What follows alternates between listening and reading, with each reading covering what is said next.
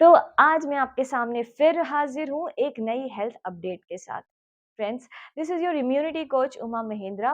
और जैसा कि मैंने आपके साथ प्रॉमिस किया था कि पूरे हफ्ते में आपके लिए कोई ना कोई हेल्थ अपडेट और फैक्ट लेके आऊँगी, जिसका हम सब के लिए समझना, जानना ज़रूरी है। क्योंकि जब तक हम इन छोटे-छोटे कॉन्सेप्ट्स को समझेंगे नहीं, हमारा अवेयरनेस लेवल उनकी तरफ कम ही रहेगा। और जब तक हम समझेंगे नहीं, उसको अप्लाई नहीं कर पाएँगे और फिर हमारी हेल्थ वहीं की वहीं। So let us start moving towards the solution. आज का टॉपिक है कोलेस्ट्रॉल। कोलेस्ट्रॉल फ्रेंड्स 2 तरह का होता है। एक होता है गुड कोलेस्ट्रॉल, जिसको कि हम हाई डेंसिटी लाइपोप्रोटीन के नाम से जानते हैं, और दूसरा जो कि ब्रेक डाउन के बाद बनता है गुड कोलेस्ट्रॉल के, उसको कहते हैं हम बैड कोलेस्ट्रॉल, यानी कि लो डेंसिटी लाइपोप्रोटीन, राइट? तो अपने दिमाग में इसको फिट कर लीजिए।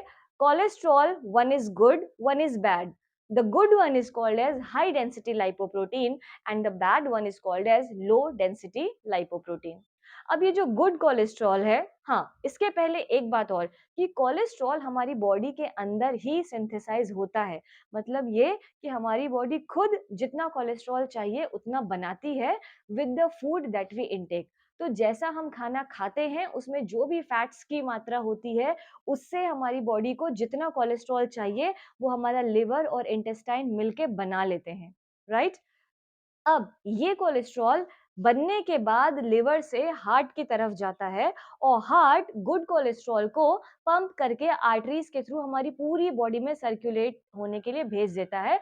और जहां जहां भी इसकी जरूरत होती है वहां पे वो एनर्जी कंज्यूम कर ली जाती है, या वो फैट भी यूज कर लिया जाता है। और इस सब के ब्रेक डाउन के बाद जो बचता है, या जो नहीं यूज हो पाता है, या जिसकी क्वालिटी अच्छी नहीं है, उसको हम कहते हैं low density lipoprotein, which is commonly called as bad cholesterol. तो फ्रेंड्स, देखिए क्या फंक्शंस होते हैं कोलेस्ट्रॉल के हमारी बॉडी में। इससे आप ये समझ पाएंगे कि क्यों बैड कोलेस्ट्रॉल को निकालना जरूरी है। जो गुड कोलेस्ट्रॉल है वो कहाँ कहाँ यूज होता है? तो लिवर में बनने के बाद जब ये सर्कुलेट हो जाता है, ये यूज होता है हमारी बॉडी की सेल मेम्ब्रेन्स में।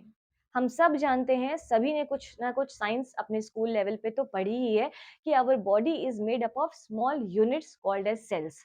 तो सेल्स की जो आउटर कवरिंग होती है, जो मेम्ब्रेन होती है, उसकी इंटेग्रिटी और फ्लूइडिटी को मेंटेन करना कोलेस्ट्रॉल का मेन फंक्शन है। इसके साथ साथ ये हमारे मेटाबॉलिज्म में हेल्प करता है, ये हमारे डाइजेशन में हेल्प करता है, और इसके साथ ये कुछ खास तरह के हार्मोन्स प्रोडक्शन में भी हेल्प करता है, typically called as steroid hormones. ठीक है, तो स्टेरॉइड हार्मोन्स के प्रोडक्शन में सिंथेसिस में भी कोलेस्ट्रॉल का एक खास रोल होता है। इसके साथ ही साथ फ्रेंड्स, एक और खास बात, कि हमारी बॉडी में जो विटामिन डी सिंथेसाइज होता है, उसके लिए भी गुड कोलेस्ट्रॉल इसकी मदद करता है। तो जहां जहां भी उसका यूजेज है, वहां पे गुड कोलेस्ट्रॉल यूज्ड अप हो जाता है, और उसके ब्रेक डाउन के बाद, या जो नहीं यूज हो पाता है, जो गुड क्वालिटी का नहीं है, वो होता है लो डेंसिटी का लाइपोप्रोटीन, जिसको कि हम कहते हैं बैड कोलेस्ट्रॉल। और उसका हमारी बॉडी से निकल जाना बहुत बहुत जरूरी है। तो जब गुड कोलेस्ट्रॉल मदद करता है मेटाबॉलिज्म को बढ़ाने में, उस मेटाबॉलिज्म के थ्रू ये लो कोलेस्ट्रॉल यानी कि एलडीएल, लो डेंसिटी का लाइपोप्रोटीन, हमारी बॉडी से बाहर फेंक दिया जाता है। इसीलिए जरूरी है फ्रेंड्स कि हम अपनी लाइफस्टाइल फिजिकली काफी एक्टिव रखें। हमारा एक गुड एक्सरसाइज का रूटीन होना चाहिए, वर्कआउट का रूटीन होना चाहिए, और हमारी लाइफस्टाइल भी कुछ ऐसी डिजाइन होनी चाहिए कि हम ज्यादा से ज्यादा टाइम दिन में या रात को सोने से पहले एक्टिव रहें, फिजिकली एक्टिव रहें, मूवमेंट होता रहे, हमारे सारे बॉडी पार्ट्स मूव होते रहें, हम अच्छा खाना खाएं, स्पेशली प्लांट बेस्ड प्रोडक्ट्स। क्योंकि फ्रेंड्स, जब हम खाना खा रहे हैं, उसमें से जो भी फैट है वो सारा यूज अप हो जाता है कोलेस्ट्रॉल बनाने में। तो अगर हम ज्यादा फैटी डाइट्स लेते हैं, हाई फैटी डाइट्स, जो कि आती हैं एनिमल प्रोडक्ट से, स्पेशली रेड मीट, राइट, और जितना भी प्लांट बेस्ड ना हो के एनिमल बेस्ड प्रोडक्ट है, जिसमें कि हमारा डेयरी भी आ जाता है। क्योंकि आजकल के टाइम में हमें देसी गाय तो मिलती नहीं है जिसका फैट हेल्दी समझा जाता था।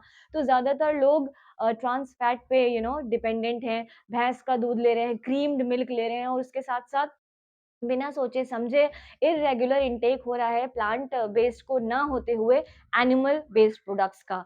यानी कि डेयरी प्रोडक्ट्स भी अगर आप ज़रूरत से ज़्यादा ले रहे हैं और उसको कंज़्यूम नहीं कर रहे हैं प्रॉपर्ली, तो ये भी आपकी बॉडी में एलडीएल का यानी कि बैड कोलेस्ट्रॉल के लेवल को बढ़ा देता है।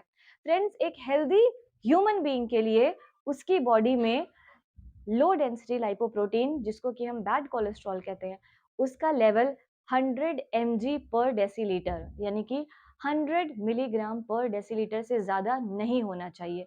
जो लोग इसके लेवल से नीचे एलडीएल को यानी कि बैड कोलेस्ट्रॉल को मेंटेन करते हैं through proper lifestyle, diet and exercises, उनको हार्ट अटैक्स या स्ट्रोक्स का रिस्क बहुत ही कम, ऑलमोस्ट नेग्लिजिबल होता है। इसलिए फ्रेंड्स, अच्छा खाना खाएं, अच्छा सोचें और एक हेल्दी लाइफस्टाइल मेंटेन करें। So that was the fact about cholesterol for today.